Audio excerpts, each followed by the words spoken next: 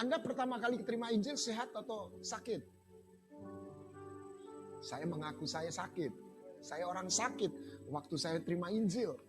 Sakit tidak selalu jasmani.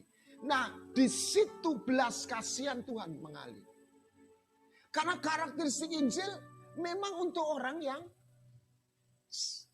patah hati, orang miskin, yang merasa miskin.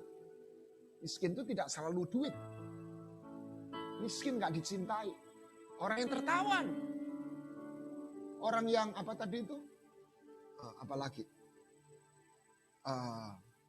Orang buta. Orang gak tahu selatan utara mau kemana. Orang yang tertindas, terbuang.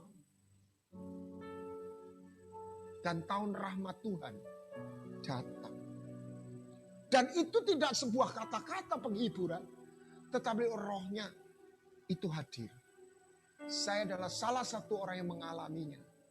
Ketika saya seperti anak yang terlunta-lunta, tidak tahu kanan dan ke kiri, tidak tahu jalan hidup, dan untuk apa hidup ini. Dia hadir dalam hidup saya. Malam ini rekan kita, Teresia Halim,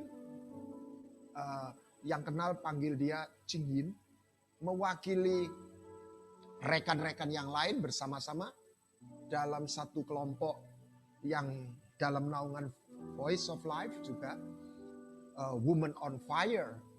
Bagaimana mereka bertemu dengan orang-orang yang broken hearted, orang-orang yang patah hati, orang-orang yang hidupnya pecah, patah, baik itu karena perlakuan orang lain ataupun kesalahannya dia sendiri. Dan bagaimana Tuhan berkarya. Saya minta kameranya di-shootkan ke saudara Ching Yin atau Teresia Halim. Saya persilahkan saudara Teresia Halim atau Ching Yin untuk menyampaikan apa yang Tuhan kerjakan dan apa yang dia lihat. Dan saya mengajak untuk kita mulai bergerak menjadi bejana. Kita menjadi bejana dulu. Dan kita mengalirkan di tengah-tengah masa yang sukar ini. Tentu saja Anda dan saya juga punya pergumulan. Tapi biarlah mata kita tidak tertuju pada diri kita sendiri. Biarlah nama Tuhan dimuliakan malam hari ini. Tuhan Yesus memberkati. Amin. Oke. Bisa dengar suara saya ya? Mendengar. Oke, terima kasih, kita berdoa dulu. Bapak, kami mengucap syukur buat kesempatan malam ini. Bapak, Engkau sendiri yang berbicara, Engkau urapi anak-Mu ini Tuhan, supaya setiap dari kami mengerti isi hati-Mu dan bergerak agar kerajaan-Mu diperluas. Terima kasih Bapak, kami mengucap syukur dalam nama Tuhan Yesus. Amin. Terima kasih Pak Guana buat kesempatan untuk sharing sebuah renungan tentang pelayanan compassion. Kok kebetulan yang Pak Guana bacakan itu ayat yang saya persiapkan ya, Lukas 4 ayat 18 sampai 19. Roh Tuhan ada padaku karena Dia telah mengurapi aku untuk menyampaikan kabar baik kepada orang miskin. Dia telah mengutus aku untuk menyembuhkan orang yang remuk hati, untuk memberitakan pembebasan bagi para tawanan, untuk memulihkan penglihatan bagi orang buta, untuk membebaskan orang yang tertindas, dan untuk memberitakan tahun kemurahan Tuhan. Yesus Tuhan kita itu adalah guru dan pengkhotbah. Dia juru selamat, dia juga penyembuh mereka yang remuk hati. Kepada yang remuk hati, ia menyatakan dirinya sebagai penyembuh dan pembawa mujizat. Dan kita tahu bahwa Tuhan itu menyatakan terlebih dahulu kebaikannya sebagai undangan agar mereka itu bisa percaya dan mau masuk ke dalam perjanjiannya. The service of the broken heart is the service of Jesus Christ. Melayani orang yang remuk hati itu adalah pelayanan Tuhan Yesus. Tentunya kita ini semua suka ya, kalau kita yang melayani itu, orang yang nurut-nurut, yang mau dimuridkan, yang sudah berapi-api, semua suka terima murid yang sudah beres. Tapi Tuhan Yesus itu enggak kayak gitu. Dia itu terima pelayanan Tuhan itu adalah menjangkau orang-orang yang masih enggak beres ya. Kita sudah dengar bahwa tahun ini itu banyak nubuatan dari hamba Tuhan, bukan tahun yang baik gitu ya. karena COVID ini banyak orang mengalami kesusahan ekonomi. Ini gelombang kedua, banyak pekerjaan dan bisnis ini kayak nggak semakin membaik, tambah semakin memburuk. Orang stres, banyak orang kehilangan orang-orang yang mereka kasihi, banyak orang yang karena tinggal di rumah terlalu lama, hubungan jadi konflik, banyak yang paranoid, ketakutan, takut kena COVID, ada juga yang tertekan dengan kuasa kegelapan, struggle identity. Banyak orang yang kita temui itu sekarang mereka tuh kayak asking gitu ya, bertanya what is the meaning of life gitu ya, aku hidup untuk apa gitu ya. Aku pengen bebas, caranya gimana gitu. Kalau sebenarnya kalau saya percaya di tempat ini kita tuh bukan jemaat biasa ya, tapi karena Pak Gona ini kan discipleship group ya, jadi pasti kita itu ada di sini untuk untuk equipping. Jadi kalau kita lihat COVID ini masa yang tidak mudah, tapi bagi kita justru Tuhan itu seperti mengajarkan saya ya, lihat kesempatan dalam kesempitan, bahwa justru yang nggak mudah ini justru kesempatan bagi kita bergerak. Dan ini tuh kita jangan bersama dunia mengeluh COVID, tapi kita lihat, wah ini kesempatan untuk tuaian jiwa yang besar gitu ya. Kalau kita bisa melihat kesempatan, justru kita nggak usah cari-cari orang untuk dilayani, tapi banyak orang yang antri yang perlu kita layani. Nah, kita tahu bahwa orang yang broken hati itu mereka yang lagi struggle ya, di masa-masa ini mereka yang lagi struggle. Kebanyakan mereka memang yang kita layani itu bukan di luar Tuhan. Ada yang di luar Tuhan, tapi ada yang sudah mengenal Tuhan, tapi mereka itu kebanyakan adalah orang yang mengenal Tuhan dari jauh. Jadi mungkin sudah zaman kasih karunia, tapi belum mengalami kasih karunia. Mereka itu masih orang yang kenal Tuhan sekedar Kristen dalam KTP, mengenal Tuhan karena lahir Kristen, karena hidup di dalam hukum-hukum Tuhan, dalam nilai-nilai, tapi perjumpaan mereka belum pernah alami. Mereka belum pernah alami belum masuk perjanjian dengan Tuhan. Jadi orang-orang yang seperti ini tuh justru di masa yang susah ini mereka itu kayak bertanya-tanya gitu loh, Tuhan, kok aku nih nggak terima janjimu ya, mana pembelaanmu, mana penyertaanmu. Mereka tuh sulit menemukan Tuhan itu nyata dalam hidup mereka. Dan saya rasa ini adalah kesempatan yang baik bagi kita yang sudah mengalami Tuhan untuk memperkenalkan the real Jesus, itu Tuhan yang sesungguhnya di dalam hidup mereka gitu ya. Karena kita tahu mereka itu kan selama ini kan ikut Tuhan masih, oh ya aku taat, aku beribadah, aku ikut Zoom banyak gitu ya. Aku juga jujur dalam mungkin hidup benar, hidup jujur, tapi kok nggak pernah ngalami Tuhan ya, kok nggak pernah disentuh, nggak pernah dijamah gitu ya. Dan mereka bahkan waktu mereka susah, mereka mulai tawar hati mereka tawar. Mana Tuhan? Katanya ada, tapi kok nggak kelihatan dan nggak bisa dirasakan gitu. Bahkan banyak itu hatinya pahit ya, hatinya pahit. Justru orang-orang yang kayak gini tuh adalah kesempatan untuk kita itu memberikan mereka itu kayak paradigma yang benar ya tentang Tuhan. Tuhan itu siapakah Tuhan yang sesungguhnya gitu ya. Saya percaya tahun ini tuh tahun tuayan dan kita yang sudah mengenal Tuhan, mengenal loh ya, bukan tahu Tuhan tidak bisa melakukan perkara yang besar, tapi orang yang sudah mengenal Tuhan itu adalah orang yang bisa melakukan perkara-perkara yang besar. Dan kalau kita di tempat ini, saya percaya kita sudah, banyak dari kita sudah memiliki perjanjian dengan Tuhan ya. Seperti yang Pak Guana sering ajarkan ya, Tuhan itu tidak mau hanya sekedar holy man ya. Kita bukan hanya diselamatkan untuk kita sendiri. Seperti tadi Pak Peter yang doa itu ya, kita ada bukan untuk diri kita sendiri. Kita ada juga bukan untuk kita romantisme sama Tuhan sendiri. Tapi Tuhan itu mau bangsa imamat yang rajin. Kita mau holy people. Dia mau holy people. Bagaimana kita ini pakai apa yang Tuhan sudah berikan kepada kita. Kita ini menjangkau agar kerajaan Tuhan itu diperluas ya. Dan kira-kira tahun lalu saya lupa bulan berapa, bulan 7 itu saya ada pergi ngajak makan satu hamba Tuhan yang dari luar negeri ya. Dia waktu itu terdampar di Indonesia, nggak bisa balik ke negerinya karena COVID ya.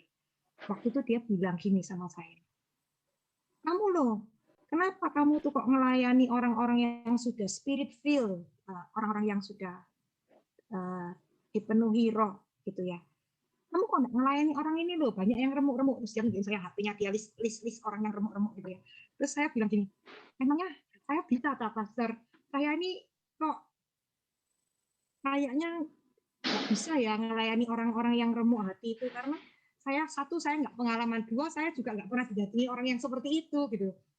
Terus pastornya bilang, ya kamu nggak pernah minta sama Tuhan, kamu minta sana sama Tuhan. Terus saya malam gitu ya, itu terngiang-ngiang, saya malam saya berdoa, Tuhan apakah saya ini bisa melayani orang yang remuk hati? Apakah Tuhan ini mau saya itu bergerak di melayani orang yang remuk hati? Karena selama ini saya merasa, saya dan teman-teman saya yang on fire itu, kita tuh seneng gitu ya, mempertajam, mengasah diri itu seneng. Tapi kalau kasus yang remuk-remuk itu kita nggak pengalaman gitu ya. Tapi setelah saya doa kira-kira 2 hari, kasus pertama Tuhan langsung kirim. Benar ada orang yang datang kepada kita itu banyak masalah. Hidupnya itu sudah, kalau kita ngomong seperti sinetron ya. Tidak kayak, saya juga tidak habis pikir kalau dunia ini kayak kayak drama itu sungguh ada ya. Orang yang mengalami pelecehan seksual, nggak sekali, berkali-kali. Terus dari masalah dari orang tua, sampai hingga umurnya yang sekarang 40 tahun lebih itu masih konflik yang saya nggak bisa ngomong, tapi itu sungguh sudah di luar pikiran saya. Dan bukan hanya itu, banyak pokoknya macam-macam, pokoknya ini kayak bener-bener saya nggak ngerti lah Pak, bisa broken sampai kayak gitu tuh. Ini kalau bilang pot bunga itu sudah hancur gitu ya, hancur gitu.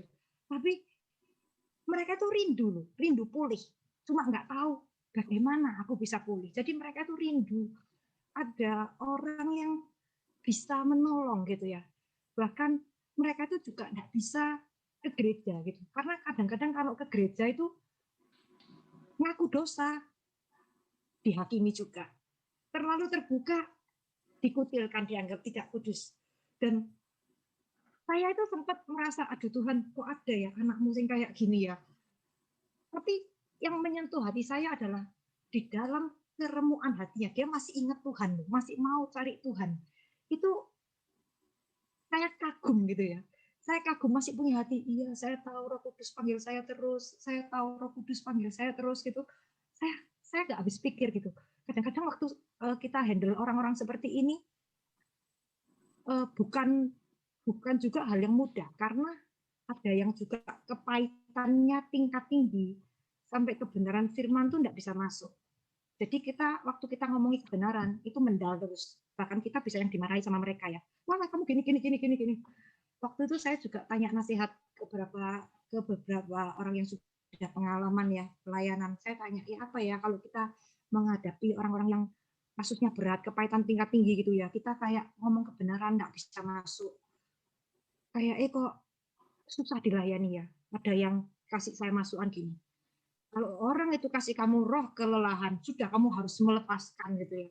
Terus saya tanya Tuhan, Kau masih tak mengasihi orang ini? Kalau Engkau masih mengasihi orang ini, aku mau, maksudnya menyediakan diriku ini untuk terus melayani dia, meskipun di dalam batasan manusia saya merasa wangel pol gitu ya, susah sekali gitu. Tapi Tuhan itu luar biasa loh. 2 hari kemudian saya ini mendapatkan jawaban Tuhan itu lewat sebuah buku yang saya baca ya, buku yang ditulis oleh Pastor Francis Chan. Buku itu berbicara gini, murid-murid itu kan bangga ya, dikasih karunia karena bisa mengusir setan. Murid-murid bangga, lalu Tuhan bilang, jangan bangga karena roh itu tunduk sama kamu, tapi bangga karena namamu itu sudah tercatat di surga. Lalu buku itu nulis gini, Tuhan Yesus mati bagi kamu, supaya kamu menerima kasih karunia. Sekarang, kamu pun juga harus mati untuk orang lain supaya mereka dapat terima kasih karunia. Dan di saat kamu bergerak melayani dan kamu merasa itu nggak mungkin, justru di situ kuasa Tuhan itu akan mengalir. Di saat kita mau memberi, bukan memberi, di saat kita menyediakan kerelaan lebih, go an extra mile ya, mau menerobos batasan-batasan kenyamanan kita untuk melayani, disitulah arti kehidupan yang sesungguhnya. Tuhan Yesus mati supaya kita itu hidup. Kita itu pun juga mau belajar mati supaya kita itu tidak menyerah, membawa kehidupan Yesus dan kasih Kristus itu kepada mereka yang membutuhkan. Saya tahu, dan saya ini bukan siapa-siapa dan belum apa-apa, dan tidak punya urapan seperti pendeta bisa melepaskan kutuk, melepaskan tawanan gitu ya. Tapi seperti Tuhan itu menyadarkan saya ada satu urapan yang lebih besar daripada urapan itu semua, yaitu urapan kasih. Setiap kita itu bisa menjadi pembawa kasih Kristus pada hidup-hidupnya orang yang remuk hati ini gitu. Dan ketika kita mau dan kita membawa mereka itu di dalam doa ya, kita menyediakan hati itu menampung hati Tuhan. Dan kita membawakan hati Tuhan bagi mereka. Saya percaya tidak ada kasus yang terlalu berat bagi Tuhan. Tidak ada yang tidak mungkin untuk Tuhan jamah. Dan apa yang kita lakukan itu, pelayanan broken heart ini juga kita tidak lakukan satu orang ya. Kita lakukan bersama-sama satu tim, saya dan teman-teman saya, mungkin ada Erni, Cevani, dan beberapa Shelly juga yang dari Vol. Kita bergerak sama-sama, kita itu saling kontribusi gitu ya. Karena waktu kita juga terbatas, kita saling kontribusi untuk membangun. Saya percaya meskipun kita ini belum seperti Pak Guana ya, belum seperti Pak Guana, Pak Doni, belum kapasitas, belum pendeta. Tapi tetap di umur rohani kita yang sekarang ini, tetap kita ini bisa memberi dampak kepada mereka yang umur rohaninya di bawah kita gitu. Karena mereka itu perlu bimbingan gitu. Dan tidak semua dari mereka dapat bimbingan itu di gereja gitu. Dan tidak semua mereka dapat perhatian di gereja gitu, karena gereja juga kapasitasnya terbatas. Dan saya bersyukur dengan kita bergerak melayani mereka, satu hal yang saya dapat ini justru saya ini kayak di refresh ya, dengan kasih Tuhan terhadap umat-umat gitulah. Tuhan itu bukan datang untuk orang baik, Tuhan itu datang untuk orang berdosa. Dan itu sungguh-sungguh membuat saya itu terharu ya. Kalau kadang-kadang kita itu yang sering jahat ya, kita itu sering merasa gini, kamu tuh enggak rubah-rubah, kamu tuh bandel gitu ya. Kita itu kayak suruh kasih orang itu waktu singkat harus cepat berubah. Padahal waktu itu Tuhan itu ingatkan saya gini, kamu loh ya tak tunggu dari umur 5 sampai umur 33. Saya enggak bisa jawab. 28 tahun Tuhan tunggu saya sampai saya mau masuk dalam perjanjiannya. Masa kita itu kasih orang cuma waktu 2-3 bulan, kita sudah expect hasil gitu ya, juga nggak adil. Padahal orang itu yang dialami jauh lebih berat daripada apa yang kita alami gitu. Dan ketika saya dan teman-teman ini melayani orang-orang yang remuk hati, sebenarnya kita sendiri itu mengalami kasih Tuhan gitu loh. Kita sendiri itu kayak di refresh first love-nya Tuhan kepada kita gitu.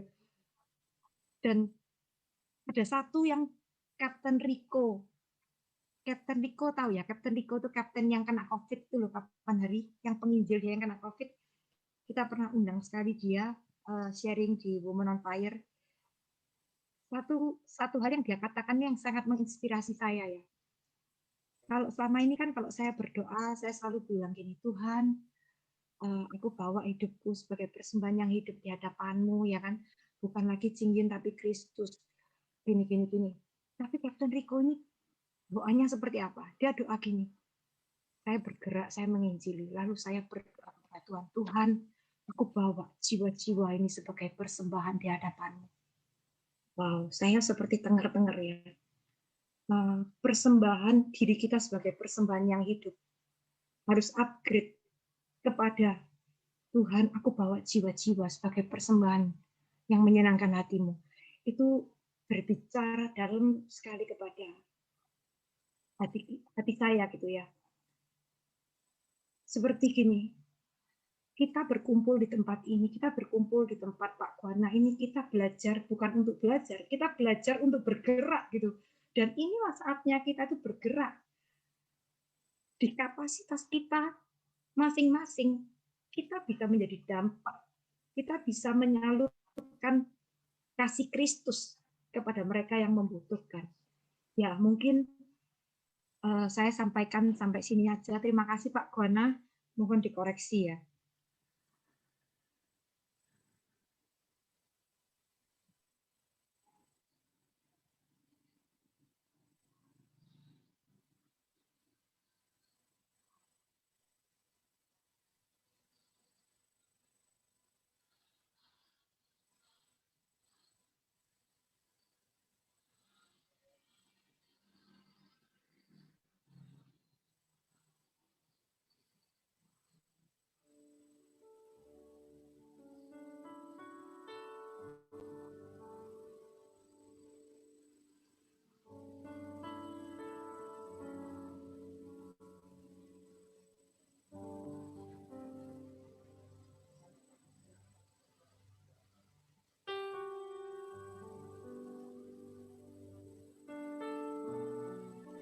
Dan ketika saya mendoakan dia di rumahnya, seperti tadi disampaikan,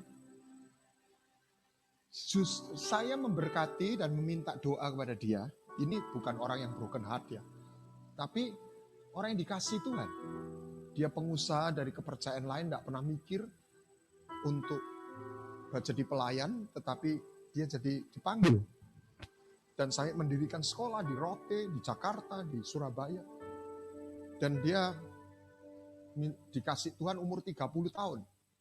Dan sekarang dihitung dari itu, dia minta. Gitu. Waktu itu dia mau meninggal atau apa. Sekarang tinggal setahun. Tapi dia mau butuh dioperasi. Jadi saya tergerak untuk berdoa. Ayah dari Pak Paulus Lau. Tetapi ketika saya berdoa, mendoakan beliau, sungguh saya diberkati. Waktu saya sakit, kena COVID, saya berdoa untuk kesembuhan tentunya. Tapi uniknya Roh Kudus tidak bawa saya untuk iman saya di-charge untuk sembuh, menerima kesembuhan.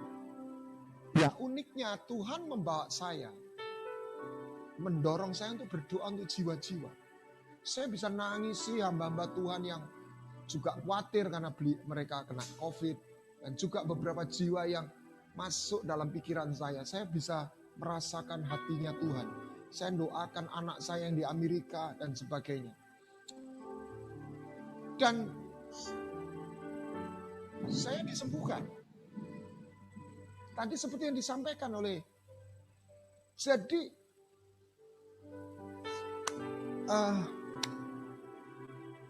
nature dari anugerah itu bukan untuk kita simpan. Nature dari anugerah itu untuk kita salurkan. Anda yang dan saya mau mengikut Yesus,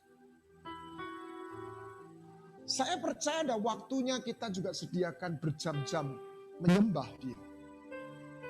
Tapi bukan untuk nyembah terus ya. Tuhan itu tanda petik akhirnya dipuja-puja saja. Tuhan itu tidak butuh pemujaan seperti itu. Tuhan seperti yang tadi kita sudah belajar. Saya tidak ngomong ajarkan, belajar. Karena saya juga belajar, ini firman. Kita dipanggil untuk selaras. Karena dalam penyembahan kita menangkap hati Tuhan. Amin. Dan salah satu, kalau orang ngomong hobi, ada orang hobinya duren, ada yang ngomong hobinya nasi.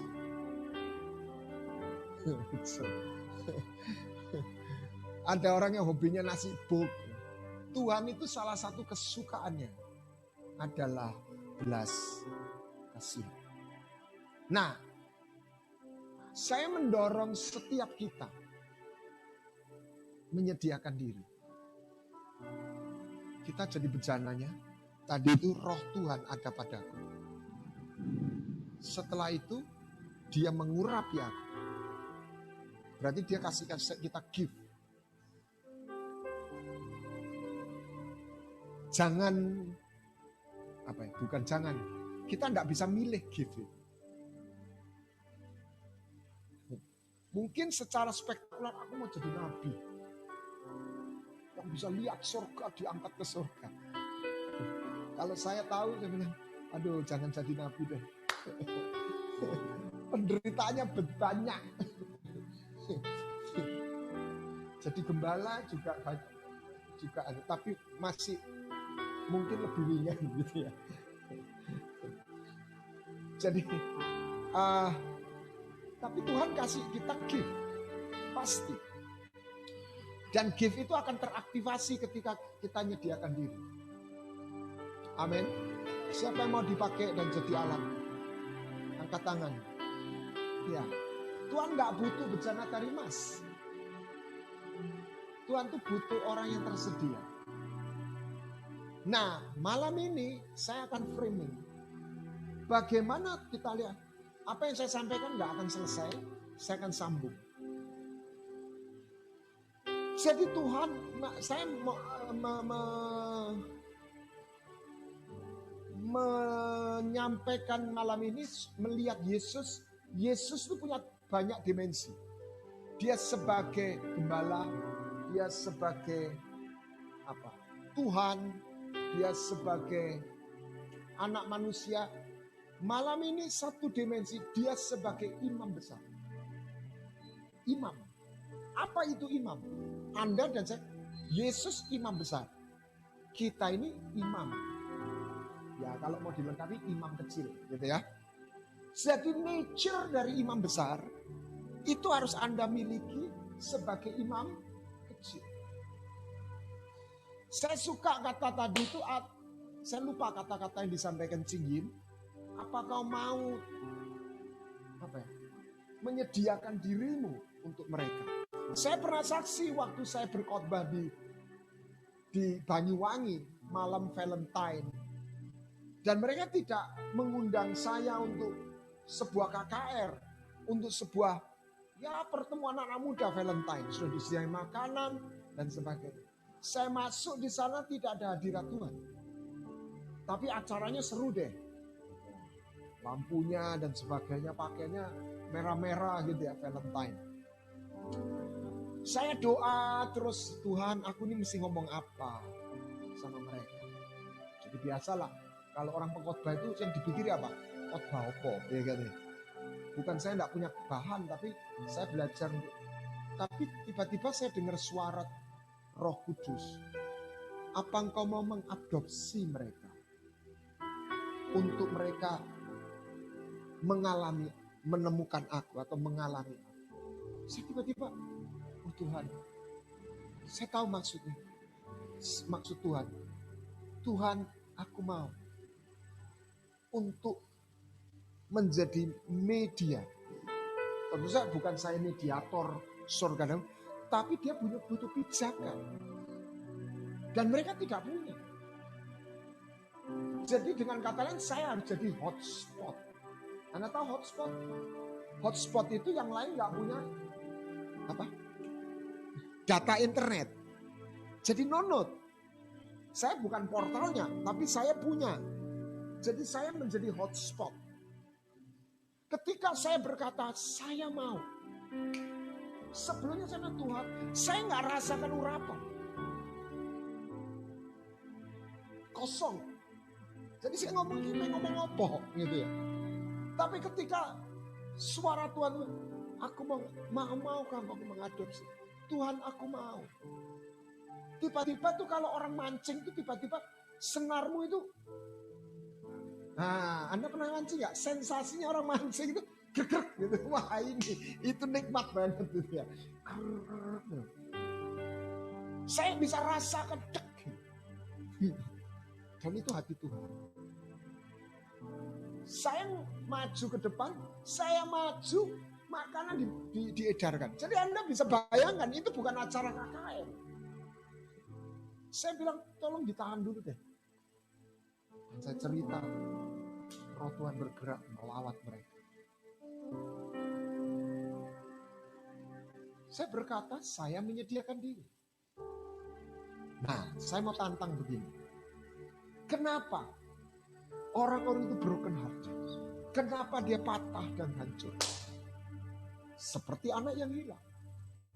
Mereka itu bukan tidak dicintai Tuhan. Tapi mereka disconnect dengan rahmat itu. Terus mereka melakukan kesalahan sehingga kuasa maut, kuasa kutuk kehidupan yang ada di bumi ini makan mereka. Anak yang hilang, anak bungsu di negeri jauh, kelaparan memakan dia. Sehingga dia lapar, miskin, jubahnya hancur. Itu kalau hari ini artinya terrobek-robek, disakiti, gak punya duit. Terus apa lagi ya? Udah macam-macam. Bukan karena Bapak tidak mengasihi, tetapi karena disconnect. Nah, yang kita harus sadari, ini kebenaran firman. Saya perhatikan ya. Dua realem, dua ruangan, dua hal yang berbeda. Ketika mereka akan dan harus terhubung, dibutuhkan konektor. Dibutuhkan mediator. Dibutuhkan pintu penghubung. Pelayanan perjanjian baru bukanlah pelayanan agama. Pelayanan menghadirkan realem yang tidak kelihatan adalah kerajaan surga. Dan dia butuh pijaan. Agar orang-orang yang terhilang yang dikatakan di dalam Lukas pasal 4 tadi. Orang yang patah hati.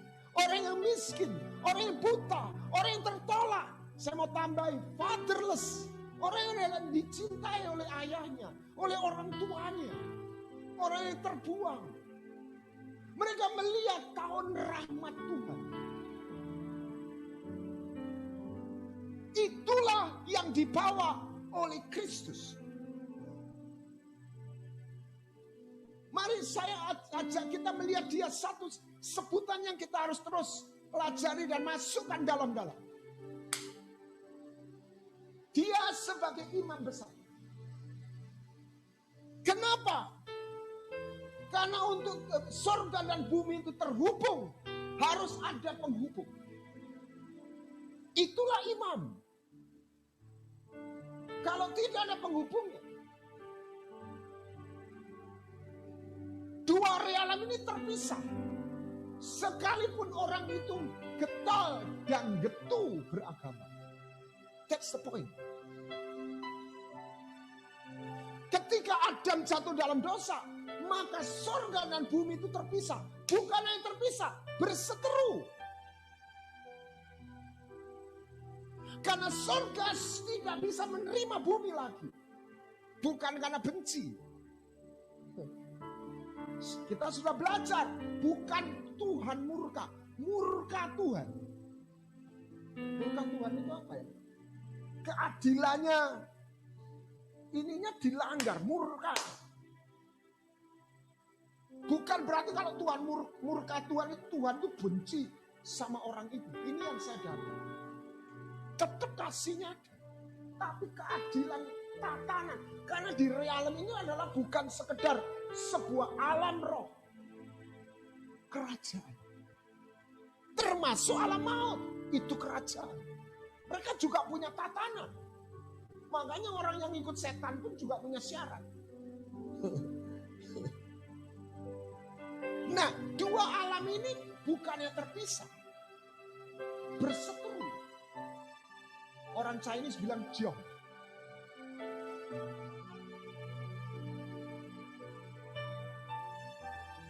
Terpisah, sehingga dalam 1 Korintus 15 ayat 50, saya hari ini tolong doakan alat-alat multimedia, selalu tiap Selasa ada gangguan.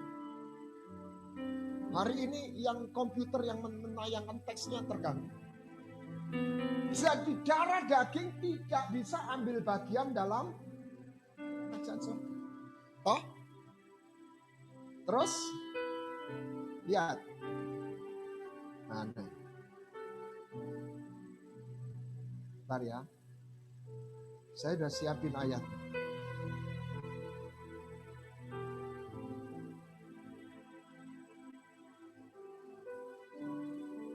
Nah, Mazmur 24 ayat 7. Terangkatlah kamu, hai pintu-pintu yang berabad-abad. Jadi itu ada pintu pemisah. Lalu di dalam Efesus pasal berapa itu? Perseteruan.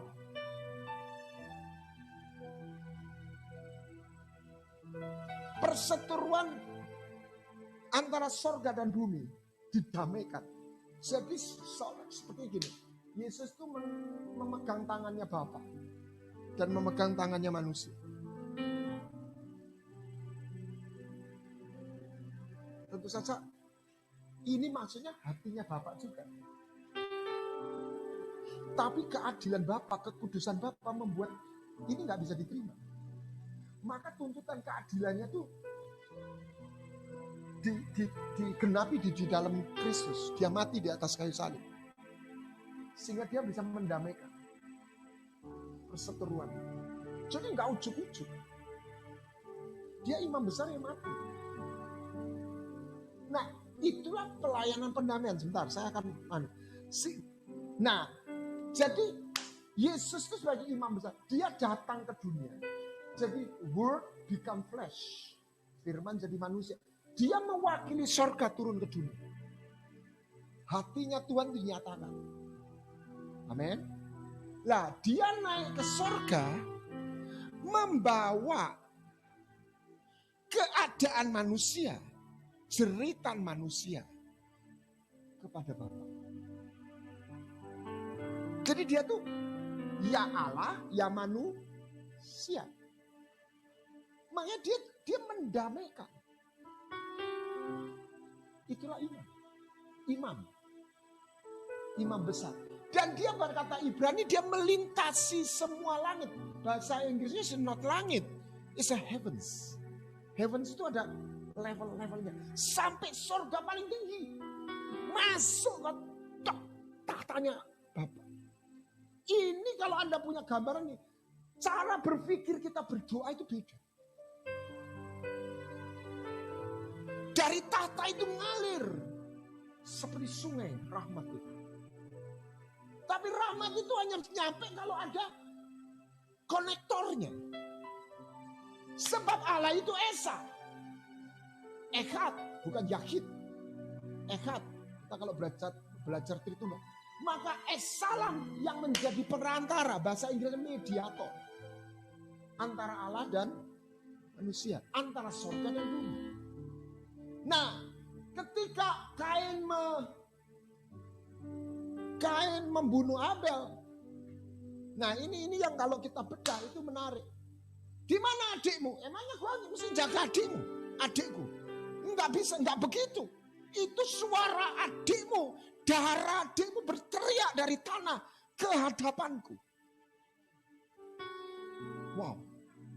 Menuntut keadilan. Darah itu punya kuasa, punya kekuatan di alam. Maka setan itu juga butuh darah. Begitu ada orang darah mati karena apa-apa, rohnya kebencian meledak, boom.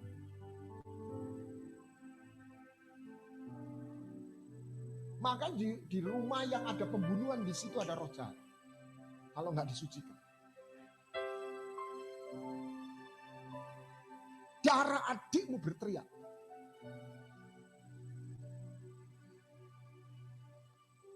Menuntut keadilan. Ibrani berkata, darah Yesus berteriak lebih kuat. Bukan menuntut keadilan. Memohon belas kasihan. Memohon pengampunan kepada Bapa. Anda kalau ngerti ini, imanmu jadi besar. Tapi butuh konektor.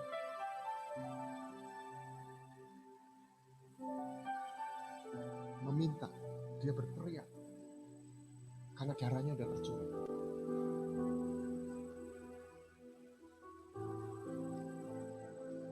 Jadi pelayanan imam itu adalah pendamaian.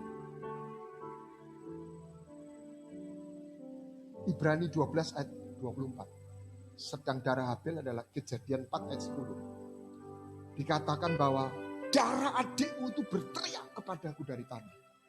Ini saya nggak bicara alam jasmani. Videonya oke. Zoom-nya jalan. Oke. Tetapi dalam Ibrani 12 ayat 24, darah Yesus memohon pengampunan. Dan kepada Yesus perantara atau mediator perjanjian baru. Dan kepada darah pemercikan yang berbicara lebih kuat.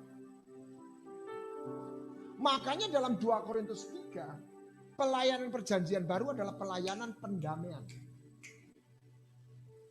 Jadi mendamaikan supaya surga yang berseteru tertutup bagi orang-orang yang broken hearted, orang yang hancur yang tadi sudah diceritakan oleh saudara Cingyin. Orang yang kita geleng-geleng kepala, garuk kepala, ya kita bukan orang tidak berdosa, tetapi lihat beberapa orang itu hidupnya kayak sinetron. Dan itu ternyata ada di dalam kehidupan. Orang yang misalnya dihamili sama ayahnya, kita tidak pernah mikir gimana sih ayah kandung bisa menghamili anak gadisnya. Tetapi ada cerita seperti itu dan ada yang real.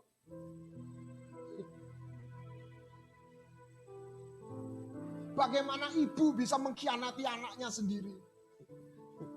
Ya saya kan, kok bisa ya? Tapi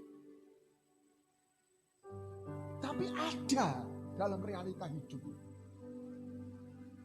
Dan Tuhan, Injil datang untuk orang-orang yang seperti itu. Tetapi dia butuh, kebaikan Tuhan itu butuh jalan. Maka kalau Anda ngerti teknologi apa? Teknologi handphone. Ini bisa pertama harus ada portalnya. Ya kan? Lalu handphonenya harus ada softwarenya. Harus ada SIM cardnya. Anda harus punya membership. Anda harus punya internet atau wifi. Nah terus ada gelombang ini. Jadi ada pintu. Ada penerimanya di sini. Ada jalannya. Nah inilah Yesus. Dia membuka pintu. Dia mendamaikan. Jadi untuk mendamaikan itu ada beberapa elemen rohani. Pintunya dibuka. Terangkatlah pintu yang berabad-abad. Tertutup itu. Ini enggak alam kelihatan. Ini alam enggak kelihatan. Saya pernah diceletuki gini. Pak kok bisa... Saya tuh melihat, tapi Pak ini bukan melihat, tapi kok bisa nyeritakan persis yang saya lihat. Ya saya cuma berdasarkan firman. Ini jalan. Makanya imam besar itu melintasi semua ruang demi ruang. Jalan itu enggak, ini ada level-levelnya dan itu dia imam besar terus sampai ke pusat tahta. Terus yang di sini dia harus lahir baru. Lahir dalam roh. Diaktifkan. Kalau enggak, kok nggak bisa nerima aliran ini. Kalau handphonemu nggak on, internetnya atau wifi-mu, lo nggak bisa nerima. Lihat, ketika wifi Anda ini ya, biasanya gini, HP-nya masih airplane mode gitu ya. Tapi begitu Anda buka dan itu ada wifi-nya atau internet, lalu WA-nya jalan. Pernah ngalami nggak? Masuk bum bum bum bum bum. Nah itu, karena dia be connected. Pelayanan perjanjian baru adalah pelayanan pendamaian. Saya makin sadar. Untuk sebab itu saya dan Pak Doni memang dipanggil kami pelayanan untuk pengajaran. Tetapi saya tidak ingin terjebak pengajaran untuk pengajaran. Tadi sudah disinggung. Pengajaran ini untuk menjadi satu petunjuk untuk kita bergerak. Amin. Kita lihat. Mana ini? Jadi satu pendamaian.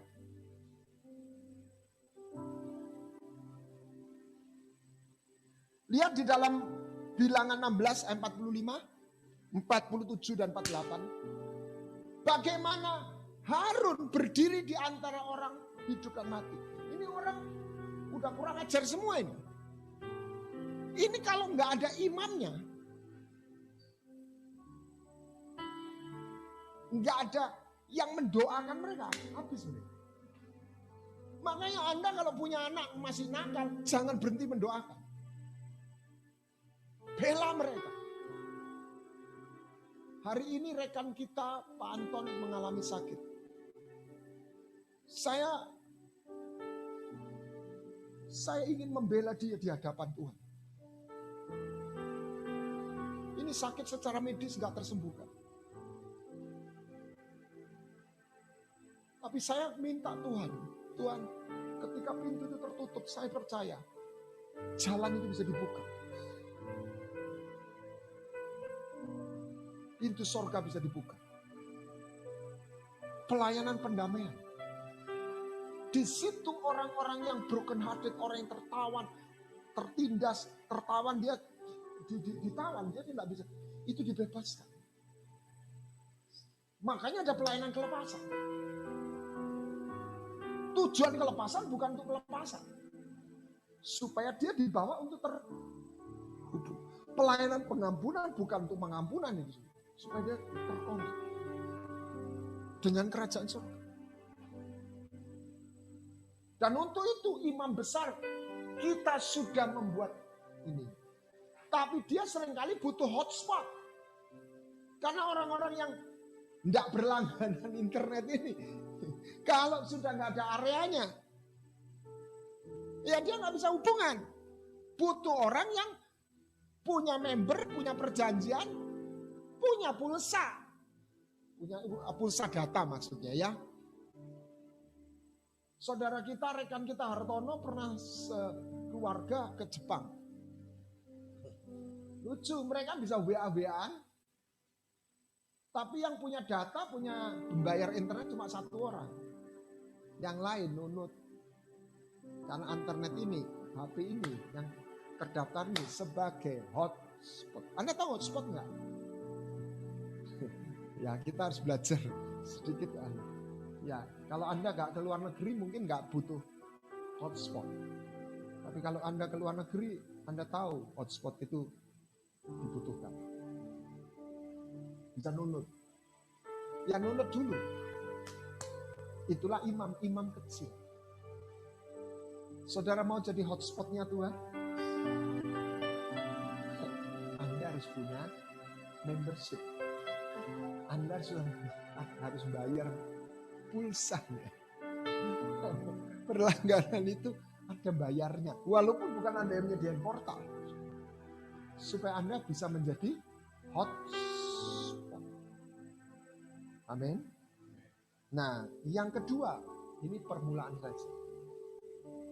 Dia bukan imam yang tidak memahami.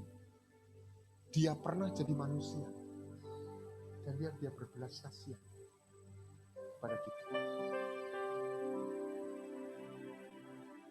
Dia tidak mengecilkan, kamu sih gitu aja nggak bisa. Enggak. Dasar kamu. Udah tahu begitu. Enggak. Dia ngerti. Namanya jadi manusia. Oh, iman Anda akan jadi besar. Bukan karena kekuatan tekad, tapi karena apa yang sudah dikerjakan Kristus. I give worship to you. Makanya kita nggak boleh hanya nyanyi. Di balik nyanyi ini kita mencari sebuah gelombang frekuensi, sebuah dimensi. Dan di situ ada tatanannya, tapi di situ ada anugerah. Dan orang-orang yang terhilang itu butuh pelayanan pendamaian agar mereka ketemu rahmat, tahun rahmat Tuhan yang sudah datang, bukan akan datang, sudah datang. Ingat sekali lagi, dua ruangan, dua hal yang berbeda, dua realem yang berbeda untuk terhubung. Secara logika kita tahu harus ada konektor. Lihat bagaimana listrik yang di sini di rumah bisa masuk ke handphonemu. Harus ada charger yang menurunkan dari 220 ke berapa volt, dan harus ada USB. Tadi Pak Steve bilang apa? Saya titip sama dia. Ini yang apa? Type C. Nah, USB pun macam-macam. Yang model iPhone sama model Android. Lalu ini Android yang nggak perlu walau begini-begini. Nah, ini yang model baru. Kalau ini nggak cocok, ini nggak bisa masuk. Biarpun ini ada listriknya di sini, nggak bisa. Baterai Anda nggak bisa mengalami charge. Orang-orang yang terhilang, dia bukan nggak tersedia listrik, disconnect.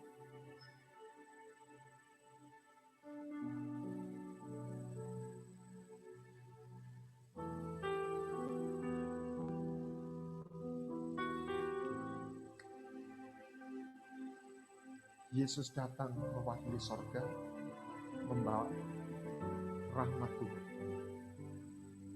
Hatinya Tuhan, hatinya Bapa. Dia naik ke sorga sebagai manusia.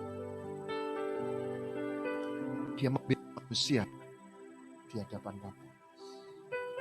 Bapa jangan hukum mereka. Bapa dalam kasihnya, ya. Tapi bagaimana dengan keadilan kita? Yesus mati menggenapi tuntutan hukum Taurat. Mari kita lihat sebelum kita akhiri dan tanya jawab. Ini bagus. Efesus pasal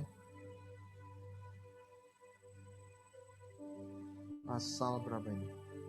2 ayat 14, 16, 18. Karena dialah damai sejahtera kita yang telah mempersatukan kedua pihak dan telah merobohkan tembok pemisah, yaitu perseteruan. Ini nggak main-main, bukan cuma pisah, perseteruan. Jadi sorga itu sudah damai. Baru-baru ini ada cerita yang menarik, bagaimana Pangeran Harry dicopot sama gelar-gelarnya dan sama Elizabeth. Ya ini namanya dia kehilangan kerajaan sorga. Kalau ibarat, walaupun dia masih anaknya, cucunya Elizabeth.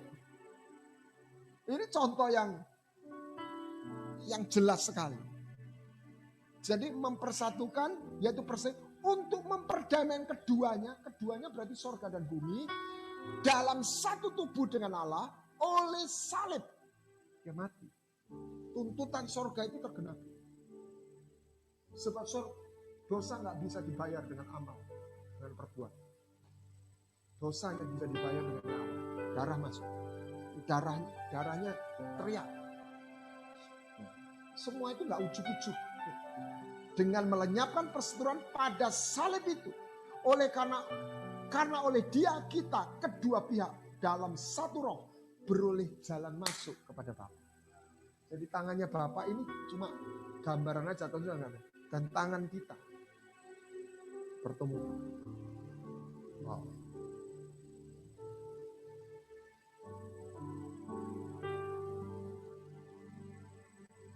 Dialah malam ini hati Tuhan kau tangkap, dan saya minta, saya dorong Anda mulai terus bergerak supaya kita terbebas dari roh Farisi. Kita nggak belajar firman Tuhan mendalami hanya untuk terkagum-kagum dengan kecanggihan firman, tapi kita nggak punya belas kasihan. Dan ingat, belas kasihan tidak hanya untuk orang yang terhilang di luar rumah Bapa, di dalam rumah Bapa, anak bungsu dan anak sulung. Mari kita menyediakan diri, dan Anda akan mendapat alirannya juga. Saya sudah cerita bagaimana saya mendoakan seorang ibu yang sendiri dan dia lemah. Waktu saya ajak doa, tiba-tiba dia teriak, dia merasakan tangan yang memegang. Saya sampai terharu. Begitu pedulinya Tuhan sama anak-anak itu ketika dia menemukan iman besar. Mari kita berdoa, dan saya mengajak kita untuk setiap kita yang mau dilengkapi dan menyediakan diri. Tuhan, pakai aku, bukan hanya sebagai orang yang kau cintai, tapi menyediakan diri kami untuk menjadi bejana, membawa pelayanan pendamaian, sehingga tahun rahmat Tuhan itu turun untuk orang yang terikat, untuk orang yang buta, untuk yang tertolak, untuk orang-orang yang anak-anak yang tidak berbapa. Di mana anugerah sorga yang sudah disediakan oleh Bapa itu turun atas kami semua. Bapa, pakai kami, penuhi kami dengan roh-Mu, penuhi kami dengan hati-Mu, penuhi kami dengan kebenaran dan kuasa-Mu untuk membebaskan orang yang terikat, memulihkan dengan kuasa roh-Mu. Apa yang sudah dikerjakan oleh Kristus 2000 tahun yang lalu boleh sampai kepada jiwa-jiwa yang membutuhkan,